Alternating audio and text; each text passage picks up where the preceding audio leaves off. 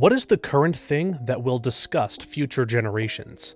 Story 1. Polluting the crap out of our oceans. Pollute or litter anything. I flipped out on my cousin a little while back because he came to visit and we went on a hike. Finished a water bottle and just tossed it into this beautiful forest. I threw him into the forest and carried the bottle out. My daughter is the polar opposite. She is always picking up trash she finds lying around outside, and if she witnesses someone littering, she calls them out on it. She's only 4, so it's like really embarrassing for them when she yells out, "Hey, pick up your trash!" I feel like whether someone litters or not is an indication of their morals on a fundamental level. Like, it is so easy to just litter and walk away, especially when no one is around. There are no consequences to littering. Someone who consciously makes an effort not to litter demonstrates higher moral awareness. From my own experience, people I've known who are conscious not to litter always turned out to be decent people. They're not perfect people by any means, but they just seem like better people. Whereas people who litter are either average moral caliber or just crappy people.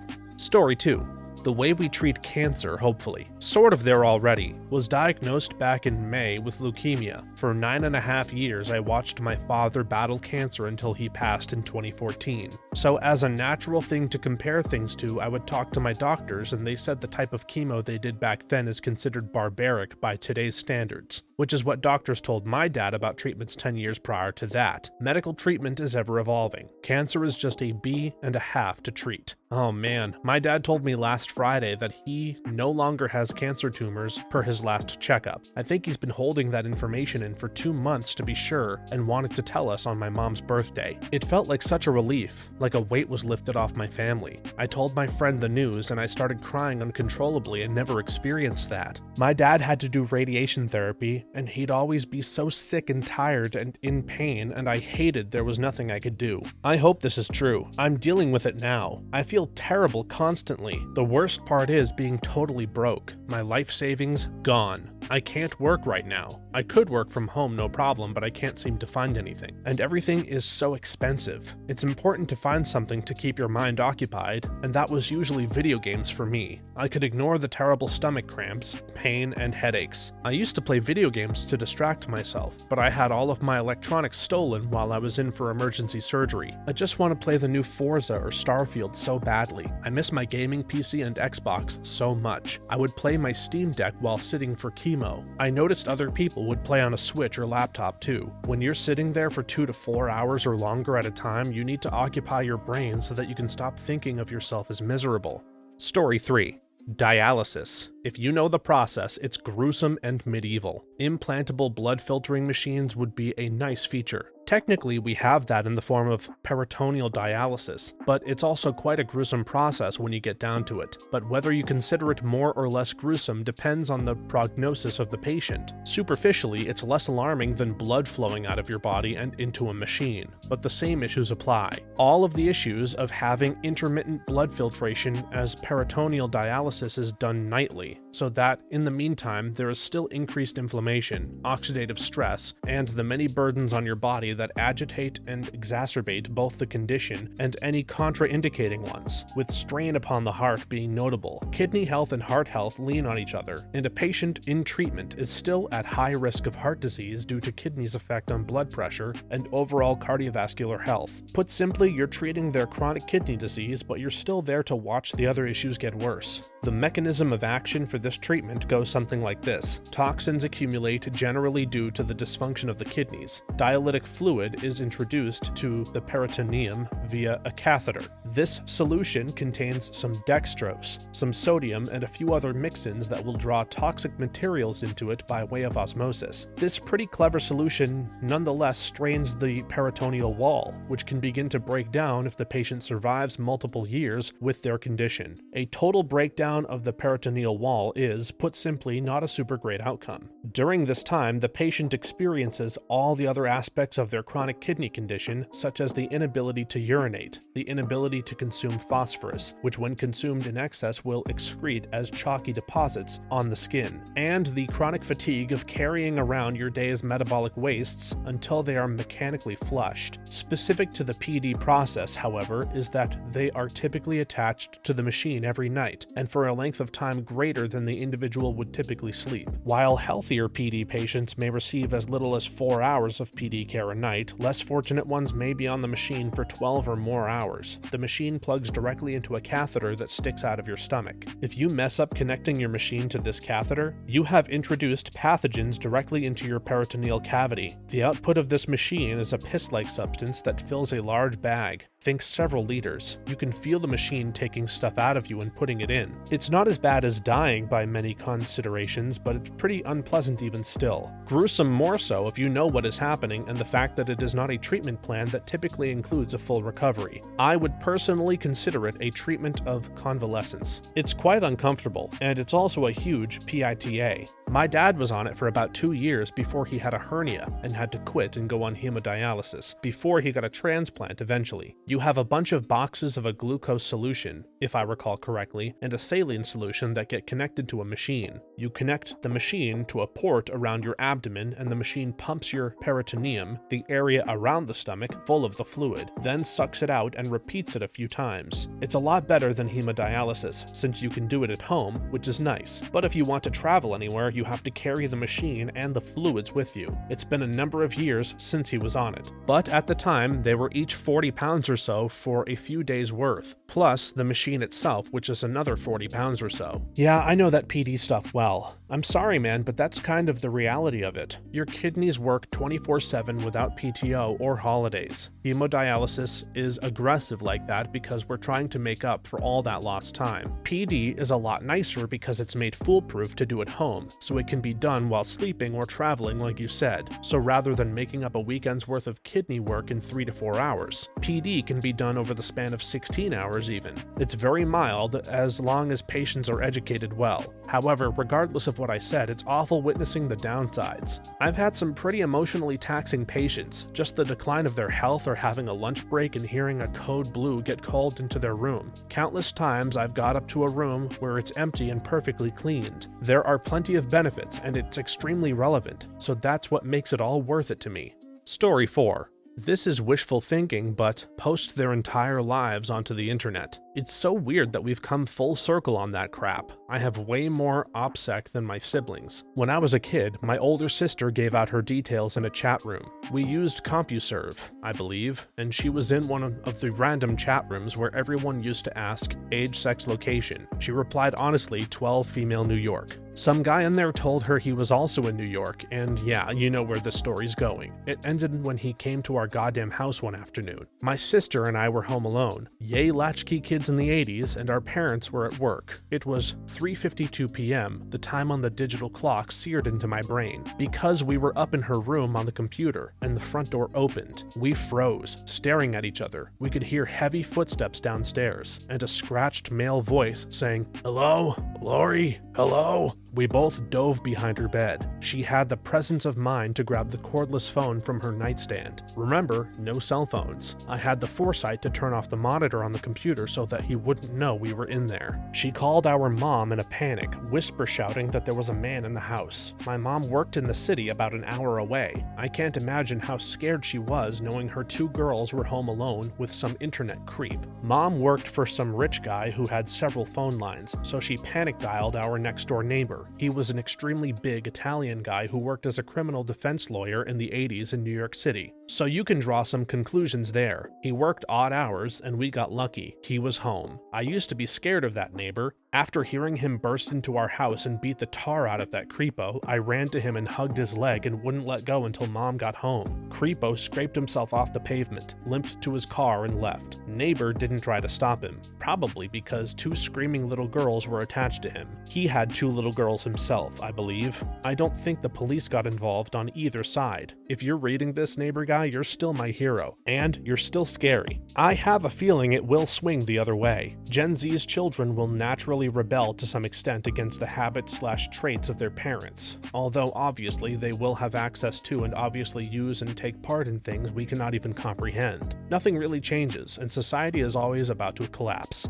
Story 5. Science. This plastic stuff is really difficult and expensive to recycle, never truly goes away, and likely has horrible long-term effects on the bodies of all organic life on Earth, humans included. People uses plastic for everything, all the time, everywhere. Plastics are a symptom of short-sightedness. In theory, they were a great idea, a material that can be reused so that we don't use finite/slower replenishable materials instead. Get rid of cotton farms and animal wool/skins and furs, and for so much cheaper. Unfortunately, because of the cheapness of plastics, we made a lot more disposable materials, especially clothing. More than any populace ever could possibly consume in a generation, never mind in the ridiculously fast-paced season turnover of goods. And now we realize that plastics stick around for a long time, possibly forever. Wood, plant, and animal materials degrade and decompose. So you could poison the environment but not exploit some animals or not suck up all the water. Or you could accept that unless we want to be naked and live in far more limited environments, we're going to have to use natural resources, even animals for our clothing and goods. We also need to restructure our economy to get rid of the poisonous idea that businesses are failing if it's not making more profit than last year. It's all a stupid feedback loop.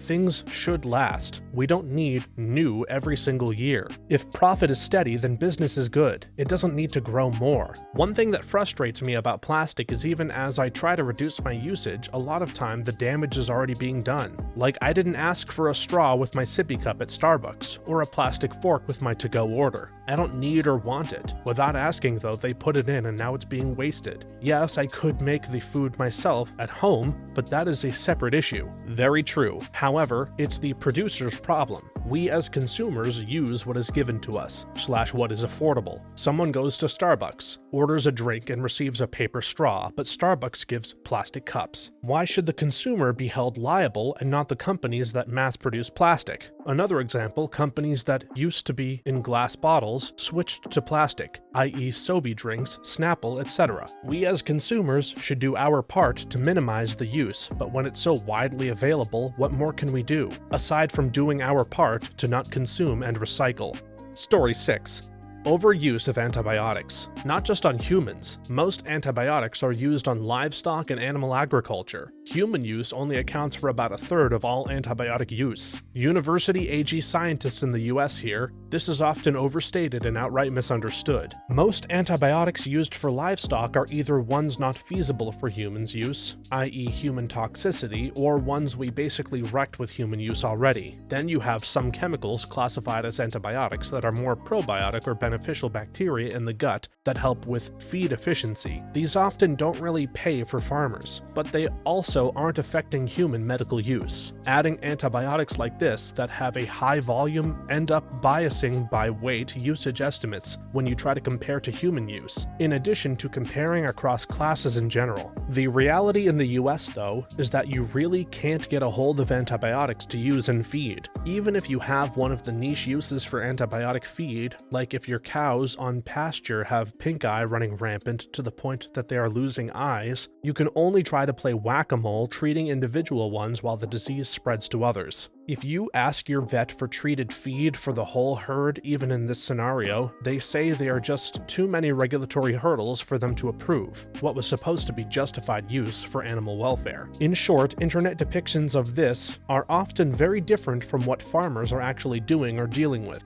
This. I work in the vet industry, and the amount of people that say, it's just a UTI, why can't I get over-the-counter antibiotics? Why do I need to see the vet? Did you have a full convo with your dog? How do you know it's just lower urinary tract disease or hematuria, yeast infection that's led to blood in the urine? Maybe there's a mass in the vulva that's bleeding. Or, I don't know, stress-related issues because you went away for 2 weeks and think that won't affect your dog. Like, come on. Story 7.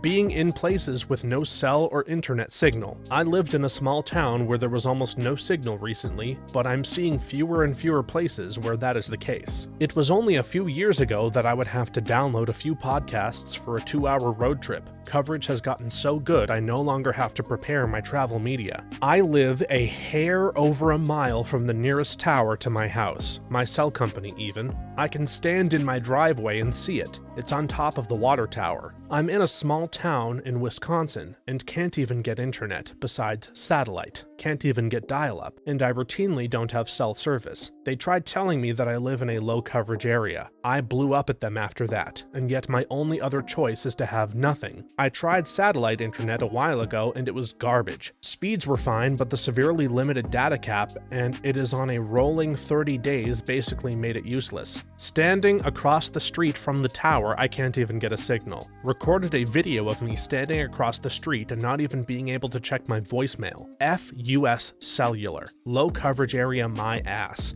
If that's the case, why don't I get a low coverage rate? Story 8. The way the mental health system treats psych patients in hospitals and programs when they have severe symptoms. You'll get drugged up and the whole experience is pretty traumatizing. It's also quite surprising how little people in hospitals actually know about mental health. It's not always specific people either, it's just the system as a whole. Getting sent home in the middle of a mental health crisis because your insurance cuts out, or losing a bed in a program because someone is worse than you. Being in hospitals really make you rate everyone's symptoms and how bad they are. You'll subconsciously start putting people in order from worst mental health to best. It's really a toxic experience. Once you get put into a long-term program, it's just so terrible. So much goes under the radar when it's government run. Insurance is another one in which the current implementation needs to go. It's absolutely asinine that these leeches are using AI programs to deny coverage with a 90% error rate in the hopes that their customers simply give up and the insurance company never has to pay out. They are swindlers and thieves of the sick and dying, the worst imaginable kind of business that preys on people during the most vulnerable times of their lives. I personally know a judge who was invited on a trip to the Bahamas by insurance executives for an all-experience paid vacation. The insurance CEOs were trying to pull a favor for some law or another that was going to limit the amount that they could screw people over, and they didn't like that idea. So they had this Bahamas getaway for the judges/lawmakers involved, where they would also have presentations that boiled down to, our business model works because when we deny coverage, a certain percentage of people will either die while fighting the claim or give up while fighting the claim. He broke down what they were saying as, we count on delaying or outright denying coverage to eligible customers in order for us to continue making money for shareholders, of which we are legally obligated to do, and closing any loopholes that prevent us from putting some customers under an indefinite review will cause us to not uphold our duty to the shareholders. The whole business is a scam, at times a government-mandated scam in which the citizens are legally obligated to take part in, or end up breaking the law for not having some type of insurance. The kickbacks to our lawmakers and judicial branches are commonplace in keeping this scam going. It's messed up. Hell yes. I do my best to minimize the trauma of my 5-day stay as a naive, physically disabled, petite, and emotionally immature 20-year-old who was placed amongst men and women of all ages with all different sorts of mental conditions. When I told them about one or two of the older men trying to coerce me into things, they shamed me for not having boundaries when I did. I froze, fawned, and decided to consent to holding the older man's hand so that he would not do anything more, and it worked. But I should never have been in that situation, and they should not have judged me for it so harshly. There is so much I had to forget to heal, and there are so many people who had it worse and can't heal. As someone who used to work at an inpatient facility, it was traumatizing to witness what so many patients went through. On my very first night, I saw so many unethical practices done to this one patient who was scared out of their mind, being screamed at, threatened, and fought to the ground, all because they wanted to go back to her room early. Instead of trying to calm the PT down and prevent a tantrum from occurring, the nurses and security jumped straight to drugs and restraints. It was horrifying, and I can only imagine how much worse it was for the patient and other patients who witnessed it. The stereotype that the staff doesn't care about the patients is absolutely true. I tried my hardest to go in every night with the mindset of helping at least one patient feel better when they went to sleep at night, but some shifts were hard to do because staff members didn't care, didn't follow hospital or legal policies, and the hospital itself being in literal shambles made it near impossible to make a real difference in patients' lives. I feel for all of my previous patients who were admitted there. ETA. But besides the people, you are absolutely correct that the system itself absolutely sucks and many times makes issues worse for patients. It's terribly sad. Story 9. Corporal punishment. Emotional neglect of children along gendered lines, girls being taught to put their needs last, boys being taught their emotions are gross, the treatment of special needs children in the education system. This is 100%. In referring to corporal punishment, many studies are coming out about how damaging it is. It can even cause PTSD. Unfortunately, the cycle of abuse continues, especially with kids who were abused and grow up to say, "I'm fine, my kids will be fine too." Meanwhile, Pikachu faces when their kids are bullies. There was recently a post about it, and I mentioned it was wrong. Of course, every mommy and me blogger made sure to downvote me and express how wrong I was, despite the fact that my family works in early childhood development and they strongly advocate against it. The woman was voted NTA for slapping her nephew, who was having behavioral problems, and almost made her kid fall. Her kid was fine and then proceeded to physically fight the kid's mom, her own sister. No one could see that both parents were basically an example of generational abuse and probably were the reason the kid was being a bully. Parents like that refuse to believe that they're doing anything wrong, and a kid develops hard behavior out of nowhere. I think fewer and fewer parents are doing it, but the ones that do, they really believe in abusing kids wholeheartedly, which is really messed up. The pithy summary of the studies I have read on the subject is that if you're a skilled enough parent to dole out corporal punishment without messing up your child, you don't need corporal punishment. Given previous encounters and many secondhand accounts, it doesn't surprise me that mommy bloggers are insufferable crapwits with large and fragile egos. It's always been amazing to me how children are held to a higher standard of self-regulation than adults. I've witnessed teachers and parents going absolutely berserk at kids, and the kids are just supposed to sit there and take it. Story 10. The asses first pose. Sorry, don't know what it's called. Like, here's a pic of your grandmother at the Grand Canyon when she was young. Sorry, her ass is so prominent in every picture, but that was the style at the time. No, I don't have any other poses for her. One trick is to tell them stories that don't go anywhere. Like the time I caught the ferry over to Shelbyville. I needed a new heel for my shoe, so I decided to go to Morganville, which is what they called Shelbyville in those days. So I tied an onion to my belt, which was the style at the time. Now to take the ferry costs a nickel, and in those days nickels had pictures of bumblebees on them. Give me 5 bees for a quarter, you'd say. Now where were we? Oh yeah, the important thing was that I had an onion on my belt, which was the style at the time. They didn't have white onions because of the war. The only thing you could get was those big yellow ones. Story 11.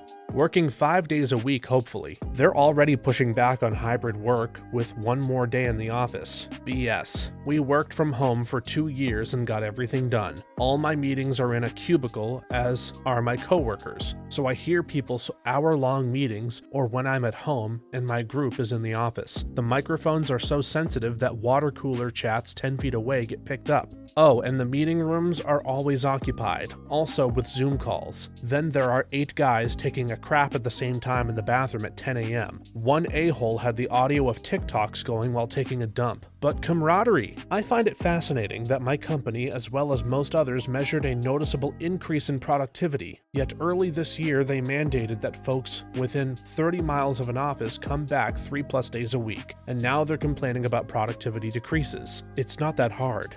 Story 12. That we used to get most of our energy by burning the planet. Coal, natural gas, gasoline, oil, trees, whatever. Any of that. We literally poisoned and killed ourselves slowly and knowingly for like 100+ years so far. Just like we can look back on the use of lead pipes and paint and asbestos, insulation/flooring, whatever, and be rather disgusted, I sincerely hope we do so with oil. In my lifetime, it would be amazing, and the sooner the better at the rate we're going. Don't forget to use plastics. I have no doubt at some point people will be dumbfounded that every minute of every day the entire world's population would use single-use plastics in packaging. Put it in the bin, knowing it would go into a landfill for the next 10,000 years, despite alternatives being readily available. I can't believe this isn't the #1 option. I mean, really. In 200 years, people will look back and say these idiots burned everything they could just so that they could drive their car, even though it was public knowledge that they were poisoning the atmosphere.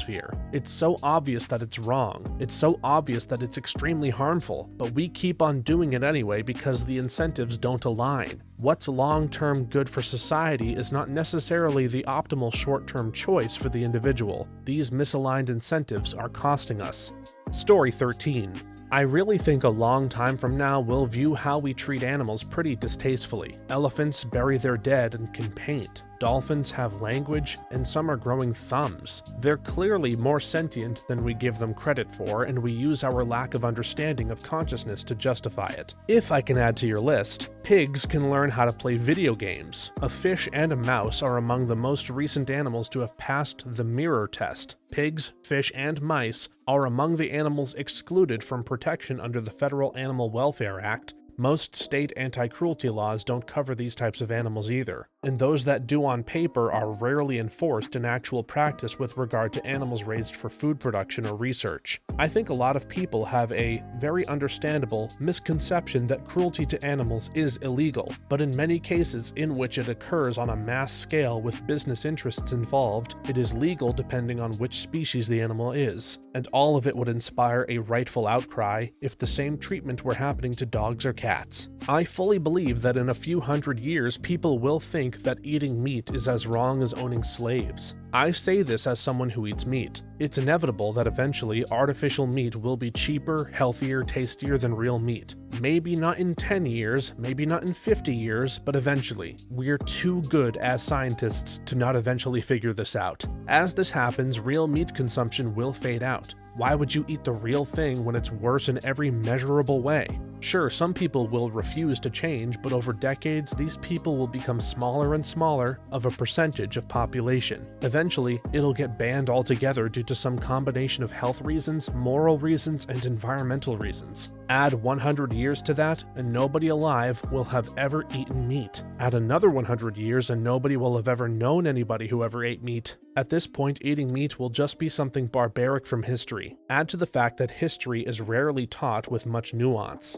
Story 14. I think having multiple monthly services for essentially the same thing. There are people out there who pay for Netflix, Amazon Prime, Disney Plus, and even some more at the same time. I think in the future we will either go back to having one central service, or have at least learned to only have one active and cancel the others in the meantime. That's what I do. Subscribe to one for like 6 months, watch what I want until I'm tired, cancel and subscribe to the new streaming platform, and repeat. And also, piracy. When I was young and broke, I pirated most everything. During the golden years of streaming, I didn't pirate anything. It was cheap, easy, and convenient to watch what I wanted legally. Now, it's expensive. It's a pain in the ass. It's convoluted trying to figure out who I need to pay for what, and if I can bundle it through someone else. And I'm being force-fed ads in my paid media again. So I'm back to piracy for most of my consumption at this point. They almost figured out that if you offer a better product than piracy for a decent price, everyone will give you money. Then greed won out, and piracy is once again the better option. Story 15. Drive your own car, especially when drunk. Now, this is way in the future, but I can imagine a bunch of laughing drunk college students stumbling into their self-driving cars and saying, "OMG, how did they do it back in the old days? I can barely walk straight." The correct answer would be, they died. That's how they did it in the old days. They died. I mean, sure, self-driving cars would be a solution, or simply create walkable cities with a good public transport system. No need to drive your car in a drunk state when you can simply walk home or take a bus or train. That is how drunk people got home in most parts of the world. The lax attitude to drunk driving in the US absolutely baffles me. In the UK, it's pretty much zero tolerance, at least with younger generations. I've never gotten behind the wheel after having even a single sip of alcohol and don't know anyone my age that has. It's just not on the cards here. Granted, it's a much smaller country, so it's way easier to walk, taxi, or train back home. And the roads are way narrower with mostly manual cars, so it would probably be harder to drive drunk over here, hence the really strict laws. I don't want to rely on corporations for transport though. That's going to need significant effective regulation before private automobiles can go away. That said, a privately owned car with offline self-driving AI could be acceptable. I particularly hate how cities make personal electric vehicles illegal. Like my city has some paved trails that are well separated from the road, but it's illegal to use them at night. The roads have some bike lanes, but they're horribly inconsistent if they even exist along a route. Some bigger cities have confiscated PEVs. Story 16. Being able to drink water from the tap and easy and clean access to water. We take it for granted in most developed countries and don't treat it with respect. We misuse it and pollute it as if we will never run out. Water in my town wasn't really drinkable, but it didn't smell and looked clean. Boil a kettle with it, and you can make normal tea. Last year, our main water pipe got blown up by a-holes. A war going on, and we have to live with smelly, oily river water in our taps. At least you can flush with it. I shiver when I remember those couple of weeks when I had to take a bus to a river to get water to flush my toilet. Soon after that, the river water was sent into the town's water piping. You start appreciating such everyday convenience only when you lose them. I took this assumption as fact growing up. We're in America. Of course the water is safe to drink. Then I found out I grew up drinking from a highly contaminated Superfund site, an EPA drinking source that's registered to be contaminated and on a sometimes unending or decades-long cleanup plan. All the women in my family, myself included, had failed pregnancies and failing thyroids. After 35, all needed emergency hysterectomies. But none of us knew just how bad it was because the city sends you the regular water report in this fun, colorful little postcard that basically tells you to look it up. Found out our entire area was highly contaminated from multiple sources when the Erin Brockovich got involved after kids died of aggressive cancer. One day, after one too many boil orders, I looked up our water quality report and found out just how badly contaminated nearly all local drinking sources are around my hometown. My sister and I moved far away and we're suddenly able to have successful pregnancies, but the damage is done. Look up the EPA's list of Superfund sites, y'all. Make sure your water sources are actually safe. While researching all this, I found an article that names my hometown as the most toxic in all of Indiana. Strangely, that article has since disappeared. Thanks for watching until the end. If you have a similar story to these that you would like to share with us, please leave it in the comments below. If you enjoyed this video, please leave us a like and subscribe. For more videos like this one right now, please stop by our channel. Thanks again, and see you next time.